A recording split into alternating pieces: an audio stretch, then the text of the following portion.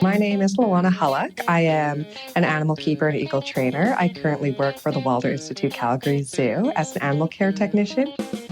Hello, I'm John Rossi. I'm a touring drummer with a passion for animal conservation. When I'm on the road, I spend as much time as possible visiting zoos, aquariums, and conservation organizations. Now, I want to share those places with you. I'll be talking to keepers, vets, conservationists, anyone who can help me in my mission of connecting my people to animals through their people. Join me on my Rossifari. Hi, hello, how are you? Welcome back to the Rossifari podcast. All right, y'all, so here's the deal. We are sticking in Canada this week, although only kinda. You see, our guest this week is Lohwana Halaq, and Lohwana and I met at the AZA conference in Calgary, where she happens to work at the Wilder Institute Calgary Zoo. It was an amazing time, an amazing place, and I know you have heard all kinds of stuff with me talking about it on the podcast already, so I won't rehash. But I really love this facility, y'all. It's pretty incredible. And Lohwana and I had a good time hanging out at the conference, and even ran into each other for a bit at Zoo Day, where she introduced me to a lot of the amazing people that help to run the Wilder Institute Calgary Zoo, and it was a really cool experience. Now, all of that said, we're not actually here to talk about that zoo today. Instead, there is a conservation project that Lohwana has been involved with for many years now that is very near and dear to her heart. And we go into deep detail on this. So I'm going to leave all of that for the interview. But I have to say that this might be one of the most passionate people I've ever met, sharing just an incredible conservation story that involves just such a deep level of personal attachment and commitment to the animals involved. There are tears in this episode, y'all. I'm gonna leave it at that. So I'm really excited to share that with y'all. Before we get to that, of course, I do have a few reminders. Make sure that you hit subscribe so you don't miss any of these interview episodes or any of the Friday Zoo News episodes. Make sure you're following along on the socials at Rossifari on all of the socials except for TikTok, where it's at Rossifari Pod. I'm actually really excited to say that as of this recording, we have crossed the 100,000 follower mark between Instagram and TikTok. Pretty proud of that fact. It's very cool. Yay that. But that's not what we're focused on today. What we're focused on today is eagle conservation in the Philippines, and it's amazing. So without further ado, here is my interview with Lohwana Halaq, who is going to blow your minds. Enjoy.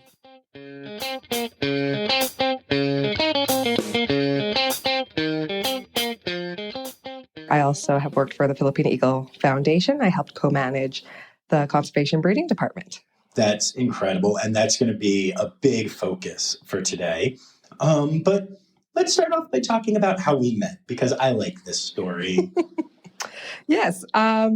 We have a mutual friend / follower from Instagram who has been our connection point. And without her, this episode probably would not have happened. Definitely wouldn't have. This is amazing. And this is the kind of thing, for those of you that listen a lot, you know this about me. This was obviously not planned. We spoke briefly on Insta yesterday, said we would meet up today. You came and joined us at lunch briefly. And that was about an hour ago. And we're now sitting in a room that we have commandeered and are doing an interview. And I appreciate your flexibility and your willingness to just open up and get your message out right away. And I appreciate you as well for doing this. And shout out to Margot for making this happen. Yes, thank you, Margot. Okay, so I know nothing about this organization. I know nothing about, I've never heard of this animal before today, which I'm sure hurts your heart a little bit. Just a tad. But so let's start off. You lead. Tell me what you want to tell me. Yes. So I will be discussing a species that is very close to my heart. And I believe that the world should know more about. This animal is called a Philippine eagle, also formally known as the monkey-eating eagle. What? Yes. You didn't tell me that part. So That's now we're cool. learning all new things right now. So this species of eagle, they are considered one of the largest, if not the largest eagle species in the world. They do have a wingspan of about 7 feet wide, which is about 2 meters, and they stand about 1 meter tall. They have a beautiful set of crest feathers that stand erect on their head during territorial displays or when they are being aggressive, per se. However, it's quite beautiful, and they're one of the most regal eagles that you will ever see in the world. They can weigh up to 8 kilos, so they are quite large, and they are found in the country of the Philippines. The Philippines itself is comprised of over 7,000 islands. The Philippine eagle is only found on 4. Oh, no. Only 4 islands out of 7,000 islands. Unfortunately, this species is critically endangered, with less than 1,000 individuals surviving today.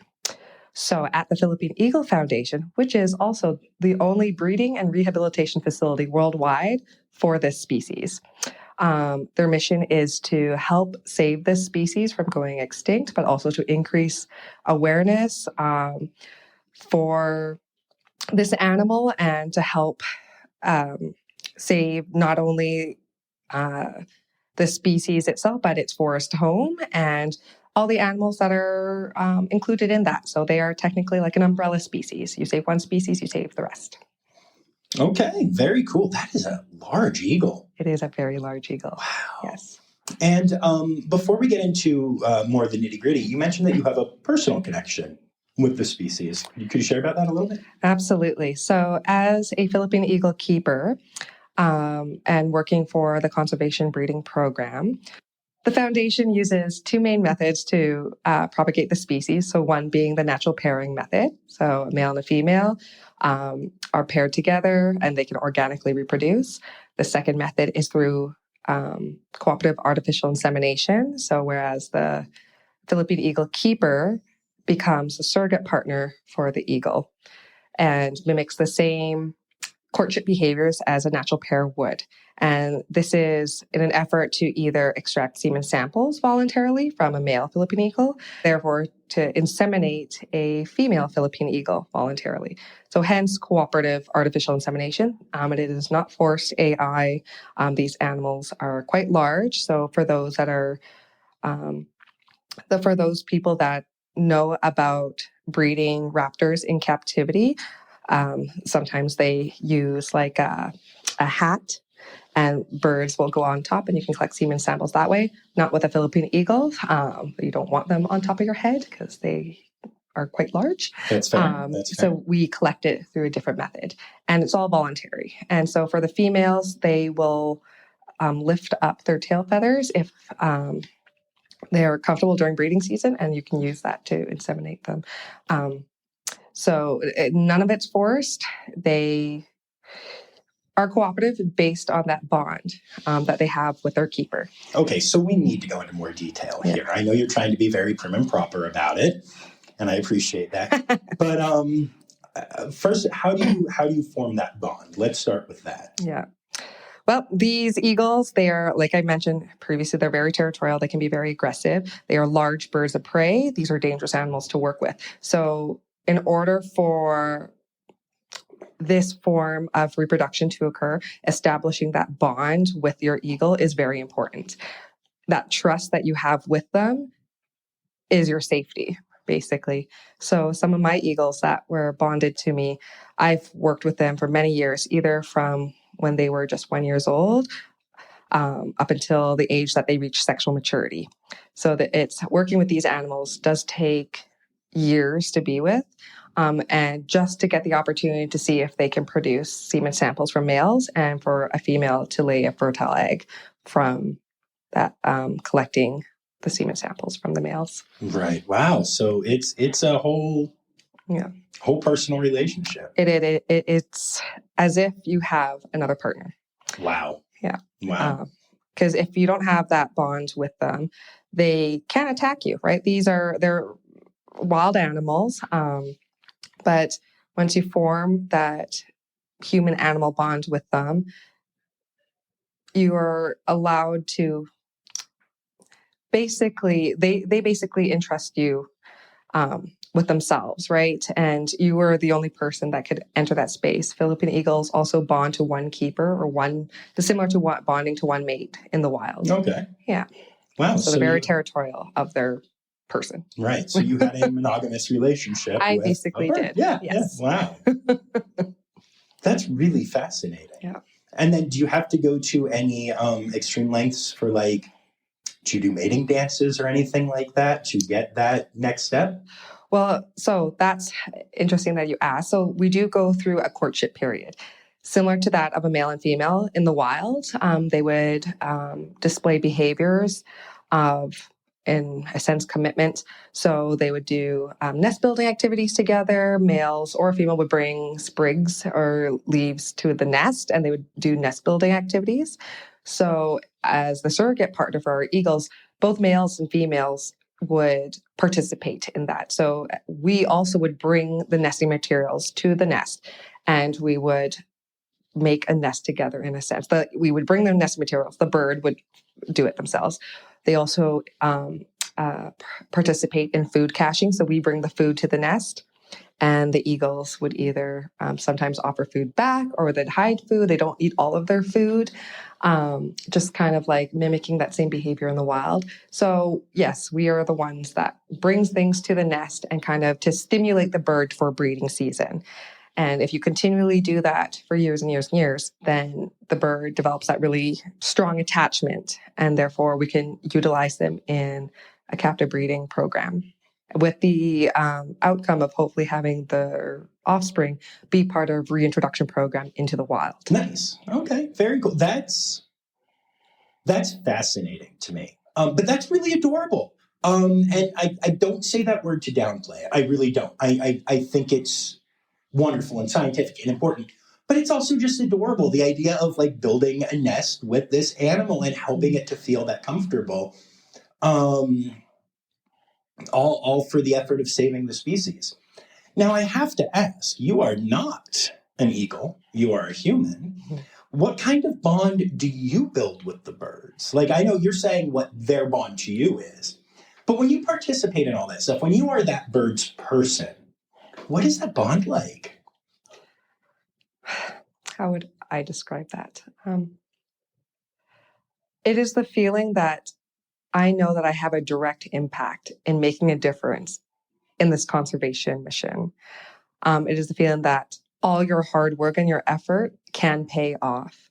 And so they are, I don't want to anthropomorphize them, but they are essentially my family, right? And I would do anything for the bird. I advocate for them. I don't take weekends off for them before. So once it's breeding season, you're there and you stay there.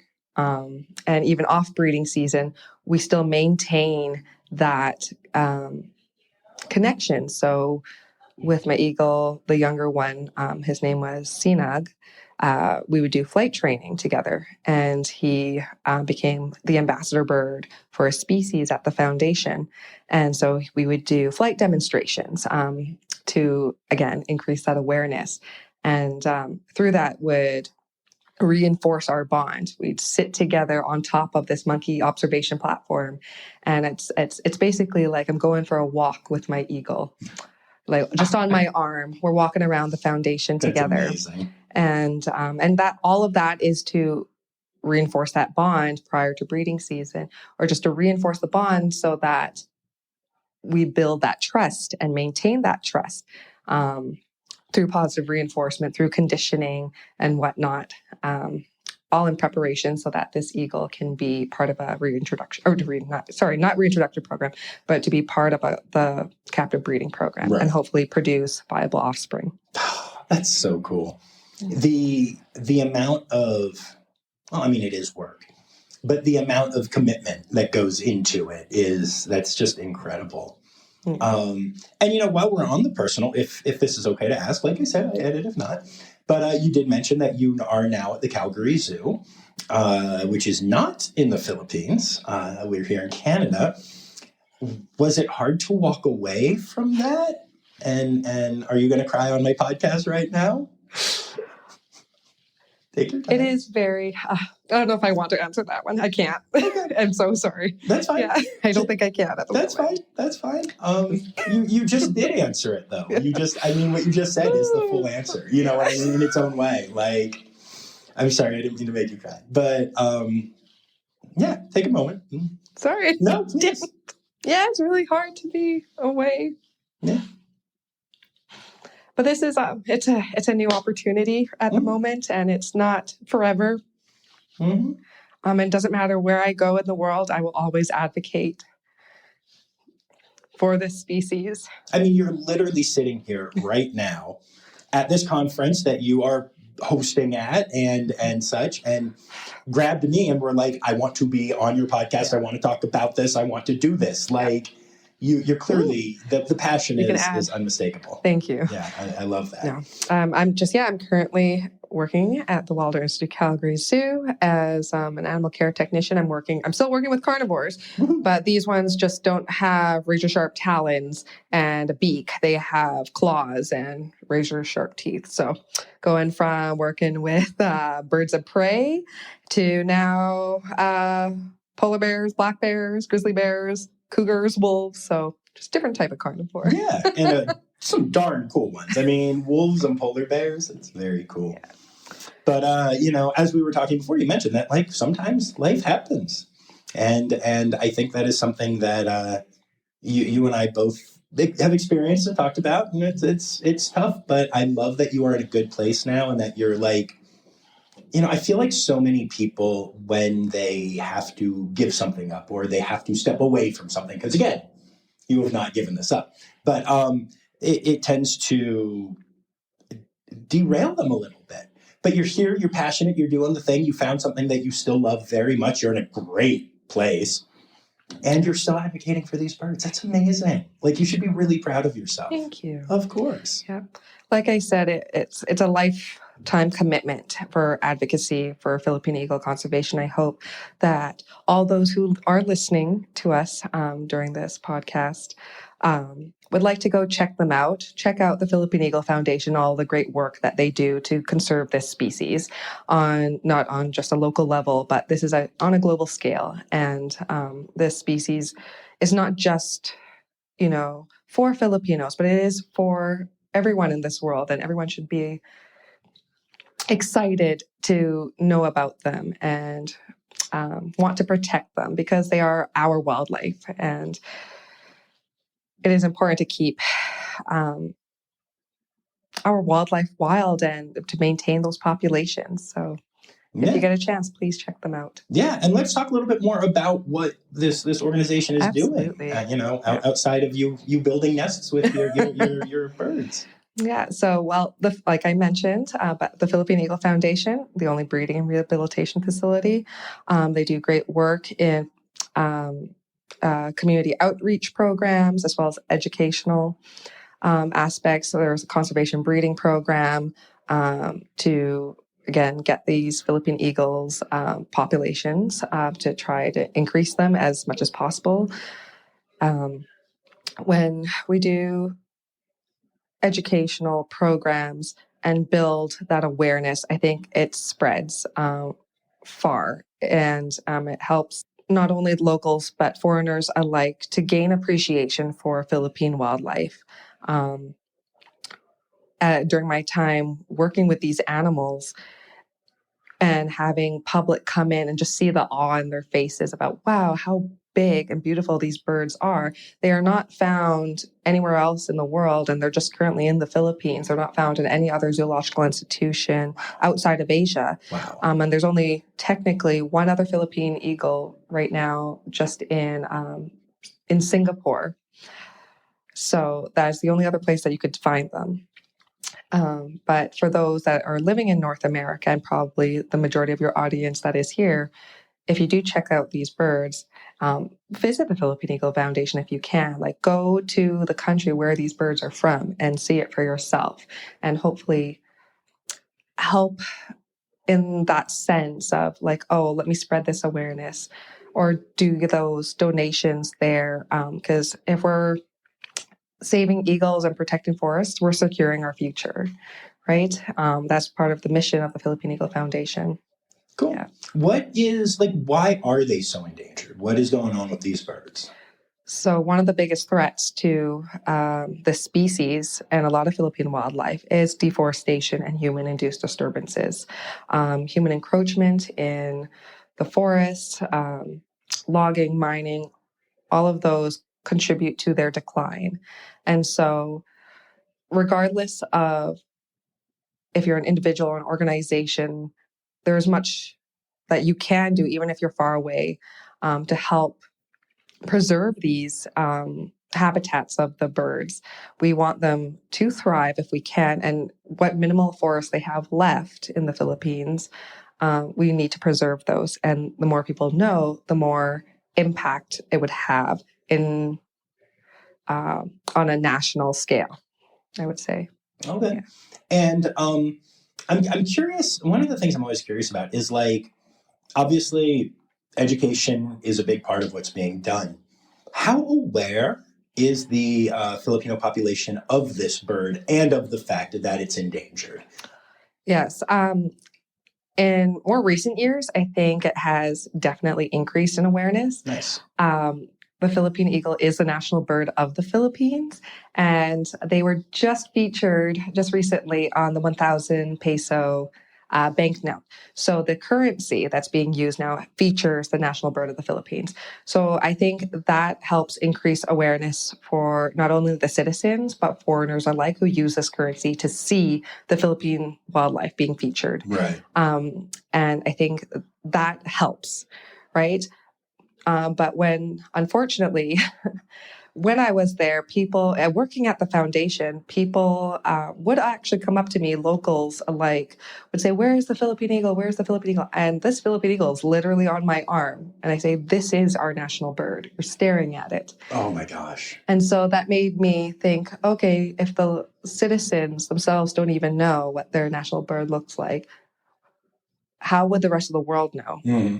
So again, increasing this awareness and me talking about it or posting photos and whatnot on social media so people know about this bird is very important, because how can you protect a species that you don't know anything about? Exactly. Right? Mm-hmm. Especially when I was there as well. And when we came up with this flight demonstration for locals to see, and for foreigners alike, for any visitors, guests and visitors to come see the show or flight demonstration, they are able to see the animals up close and in person and see this beautiful bird in flight.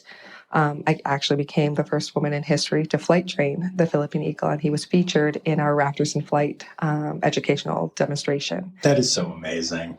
That is so cool. That's so cool. So, congratulations. Thank you. That's really cool. Yeah, I was happy to share that experience with those who were able to see it in person, Mm-hmm. and to see the awe of this Philippine eagle, and just bring all of that back to their families and friends and share that knowledge. Yeah, that's incredible. And you're the first ever female to do flight training for this species. That's incredible. Yeah.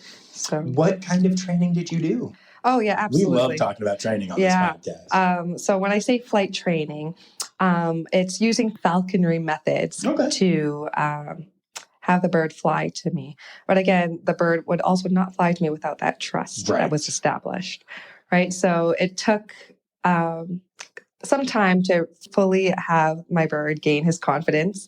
Then once he did, he was on cue for all the time, but he had to get conditioned to his surroundings and the people and the noises. And that all takes a lot of practice and patience. It's not easy to train a raptor. They are, again, large birds. He weighed about 5.6 kilos at that time. That was his weight. His flying weight was slightly less. And we would have maintained that, but we'd practice every day. And again, it just started off as training and bonding with him. And then we developed it into a educational demonstration so other people could witness that. It really is just through positive reinforcement and conditioning of the bird so that he can be comfortable enough to fly, even if there are people around or other disturbances, right? And Not all birds will, but also because that bond was already established, he felt much more comfortable. Yeah. He would also like to talk over me when I used to give animal keeper talks. Yeah. So there, you can see stuff on YouTube, but I'm sure it's there. But whenever I talked, he spoke over me. He would caw and caw and caw. And then when I'd stop, he'd stop. But he was doing that to get my attention instead of me giving my attention to the crowd or whoever I was talking to. That's really funny. Yeah. He was a personality as well. Yeah. He'd like to always get my attention. So, yeah, sometimes for our bonding sessions that I'd have with him, if I'm if I need to write a report or something, in our facility there, basically in a forest, but I would sit outside with the eagle and be typing something on the laptop, and all I hear is caw, caw, caw in the background. And then I'd be like, Sinag, you have to be quiet. I'm right here. And then I'd turn around and then caw, caw, and I turn around again, and he'd stop me. He said, no, pay attention to me, pay attention to me. Yeah. That's amazing. So what you're telling me is that this eagle was a puppy dog. That's what I'm hearing. Oh, I would not consider them as a puppy dog, not at all whatsoever. Yeah, puppy dogs, those are puppies. Very different animals. No, I know that one of my dogs in particular always needs my attention. Literally to the point that if I'm typing, the head comes up and it moves my hand off the keyboard and onto its head. Oh, I would not want my eagle to do that with his talons. Yeah, that is why we wear falconry gloves, so that his talons don't pierce my skin. But he is also quite gentle whenever he perches. They are quite aware about his strength and his grip. Sometimes, again, large birds of prey, so their stance on the falconry glove, I know those that are listening can't actually see what I'm doing, but it's like to my elbow. Oh, wow. That's the length of the falconry glove. So it's a large size. But sometimes his talons would just go right over, but it's like he will lift his talon up so that it doesn't pierce through my skin, because he knew it's like, I'm not going to grab that. That's really cool. Yeah. Yeah. That's, it sounds like you all had such an amazing relationship. Again, very bonded. But if there were other people, like I mentioned, one eagle to one keeper, if it's through a human imprinting program with them.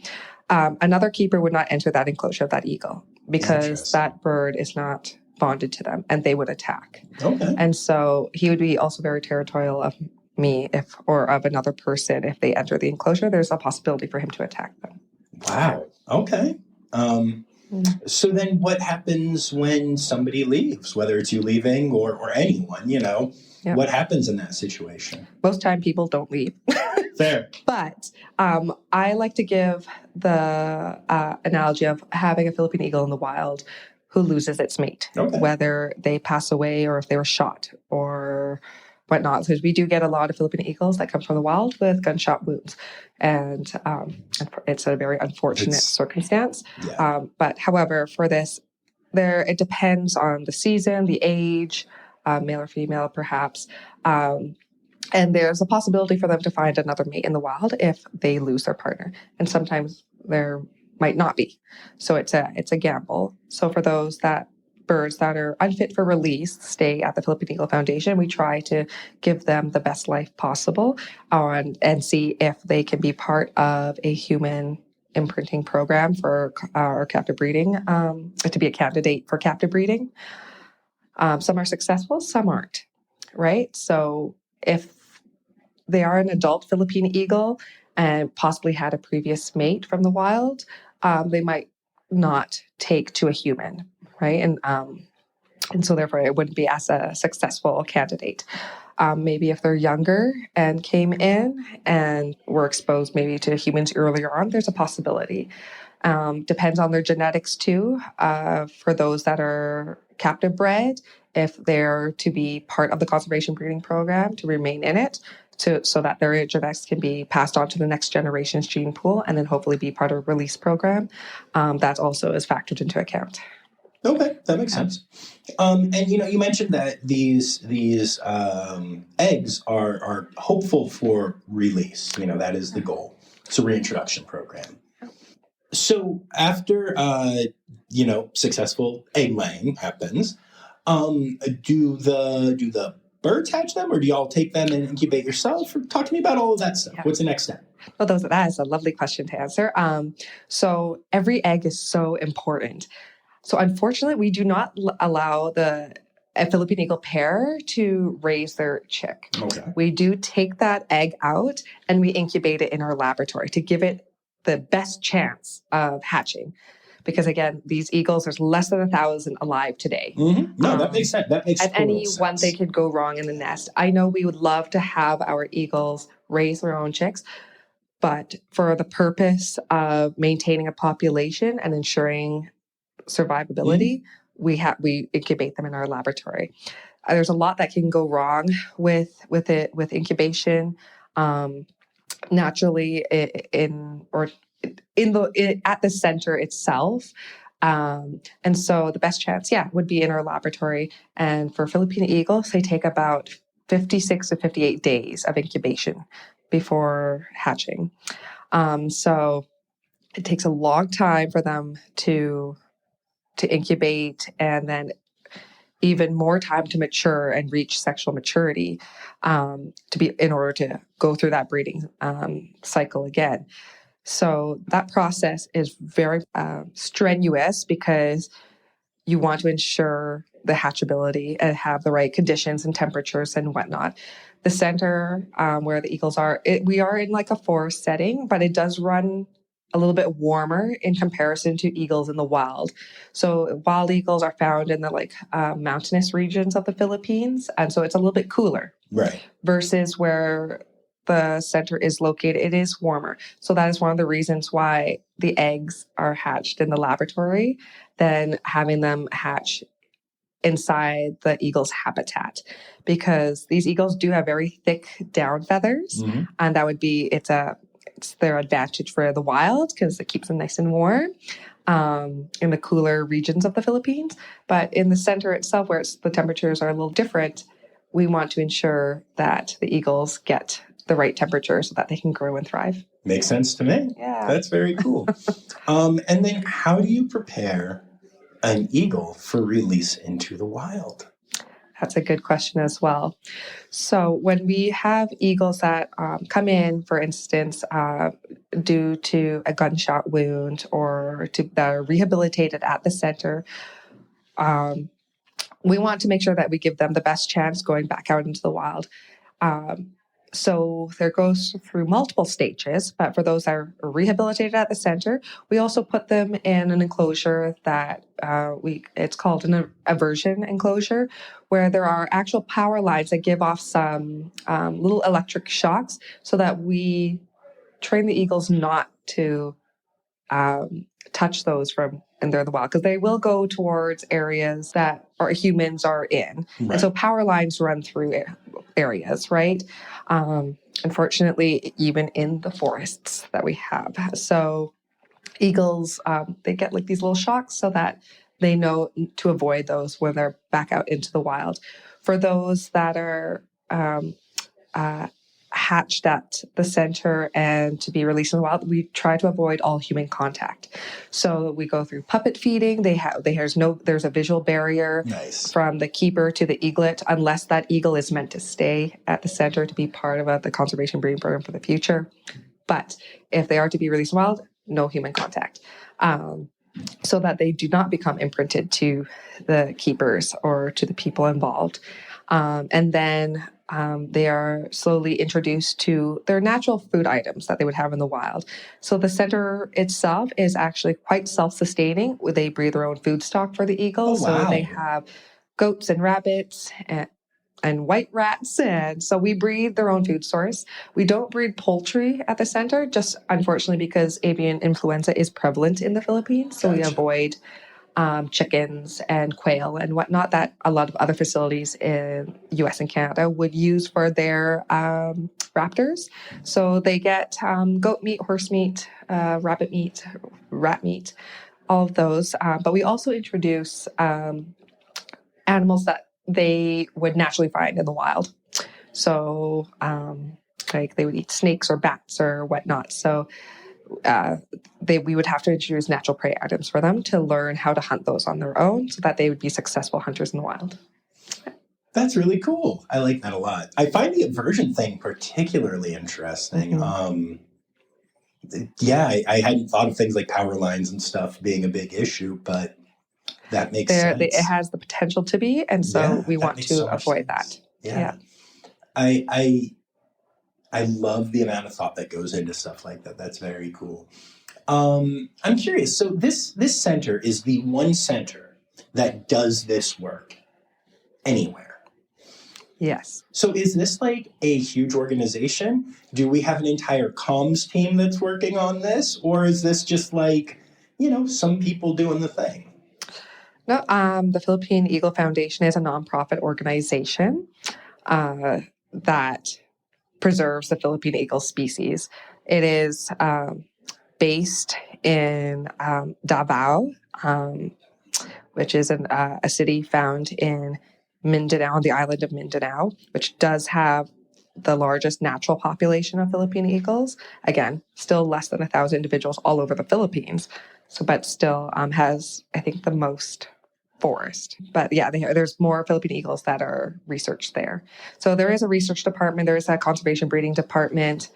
We do have a comms team. So it is an organization where like-minded people get together for this mission. Yes. That's good, but I'm getting the vibe that it's not huge. It is not huge. It's just crazy to me to think, like, the point that I'm trying to make is just that it's crazy to me to think that, like, without tossing out exact numbers or anything, there is a relatively small number of humans that are actively the only people out of 8 billion of us trying to save this species right now. Yeah. And that's just crazy to think about sometimes, There's a handful. I can literally count on my hands how many people have worked directly with Philippine eagles. I myself included. Right. That's amazing. Yeah. No. And I just wanted to make that point because I think it's crazy to think about, for the hope of the species. Yes. Yeah. Wow. Okay, cool. So how can people who are hearing this and are interested, how can they help? If you'd like to learn more about Philippine Eagle Conservation, I would suggest visiting our website. It's philippineeaglefoundation.org, or check out their socials. You can find that also on the website, or you can even check out my social media. Mine is Lohwana Halaq. You can find me on social media and see some cool videos about Philippine eagles and what I did there, and what I continue to do for them. They are, again, a magnificent species, and I hope more people become aware of them. Yeah, well, and one thing that you mentioned is that you and I have something in common, which is some video virality. You had one of your videos go viral. And I always find that, it's happened to me a couple times now. It's the weirdest experience in the world, in a good way, in a positive way. But like, I know I've told this on here before, but I remember the first time I had a video go viral, and we're talking, it went mega viral. I think it were over 300 million views. Okay, it was insanity. I was on a walk in the woods with my wife and my dogs, and I posted the video like 2 weeks before. It was not like an instant hit, and my phone started blowing up to the point that I thought someone was calling me or something was going wrong or something. And I looked, and people had found this video. And it was going by, and I was just walking in the woods. I was like stumbling through mud, and like it was so weird to think about reaching all these people when I was, from a thing I had done in the past and posted in the past and whatever. And then more recently, I had a video go viral of a tree kangaroo, and it's just a tree kangaroo eating. There's no commentary. There's nothing. It's snacking on a carrot. And it has, I think, about 6 million views right now, something like that.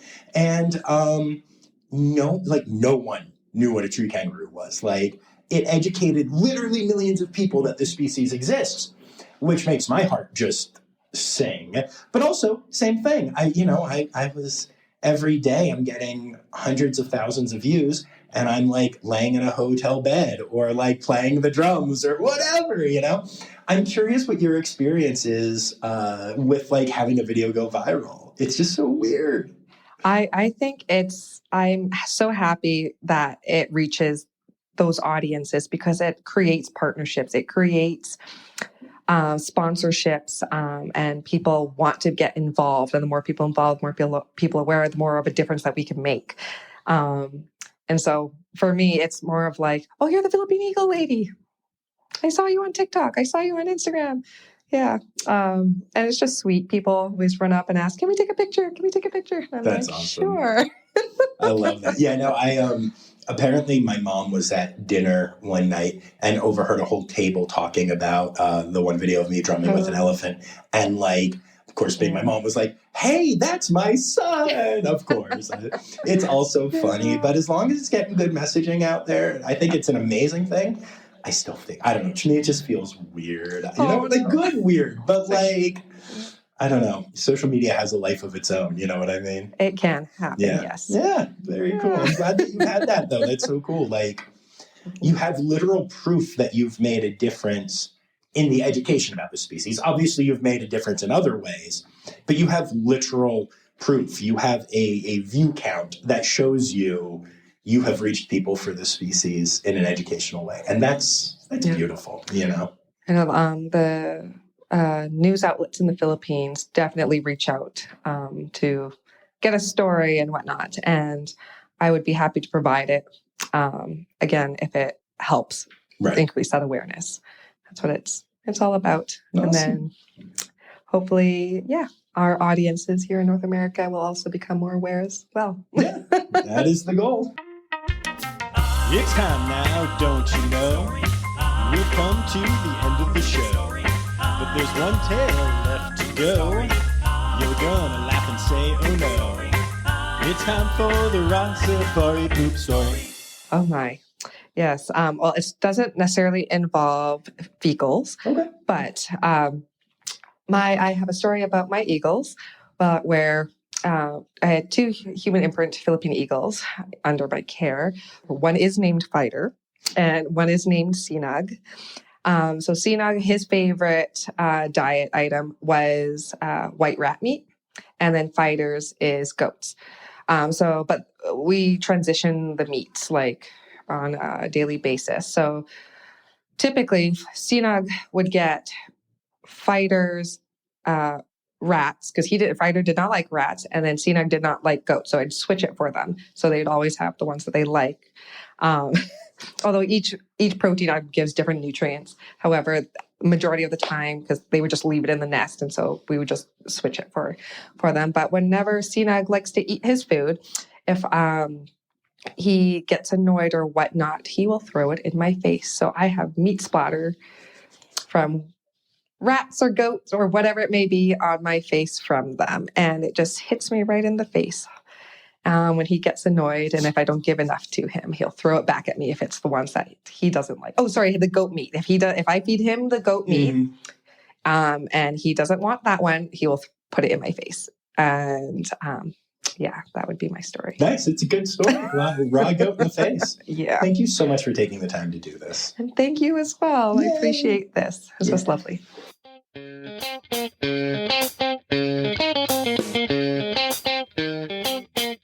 You know, it's just amazing to me that these are the people that are out there doing the work, that have a passion for animals in general, or for, one specific species like the Philippine eagle, and go to such incredible lengths to save them. And these passionate people inspire me so much every day. I'm constantly torn between being so proud of what I've accomplished in this world and just sharing all of this stuff and all of the little impacts I've made, and hearing stories like this and being like, wow, I could be doing so much more. And it's not in a bad way. It's a good thing. It is inspirational to me. Lohwana is an incredibly inspirational person. And I'm so grateful that this worked out. I'm so grateful that we were able to meet, that she got up in my DMs and hung out with me and Zoe, and that we did this interview. And I'm eternally grateful that we were connected through another amazing human. Just all of it. Just grateful. Just very, very grateful.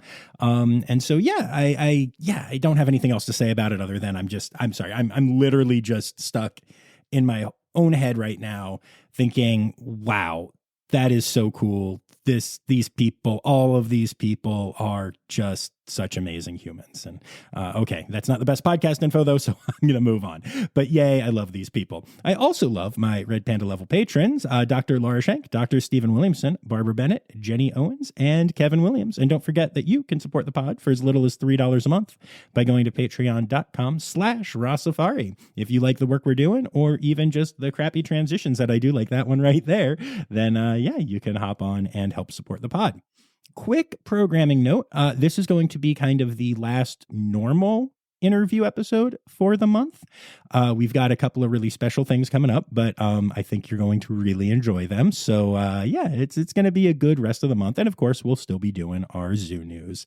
And yes, one of those things, as I've said many times already, is that we do have a new holiday special. I'm currently in writing mode and producing mode, and it's going to be a real good one, y'all. So with all of that said, we'll see you back here on Friday for Zoo News. And until then, don't forget, friends, the word credits backwards is Steiderk. The Rossifari podcast is produced, hosted, and engineered by John Rossi. Editing and fact-checking by John and Dr. Zoe Rossi. Our theme song is Sevens by Nathan Burke, performed by Nathan and John. Interrupting John theme and additional voices by Taylor Isaac Gray. You can reach John directly on Instagram and Facebook at Rossifari, or by email at rossifaripod@gmail.com. Rossifari is part of the Daydreamer Media Network. Now, stop listening to me and go visit a zoo.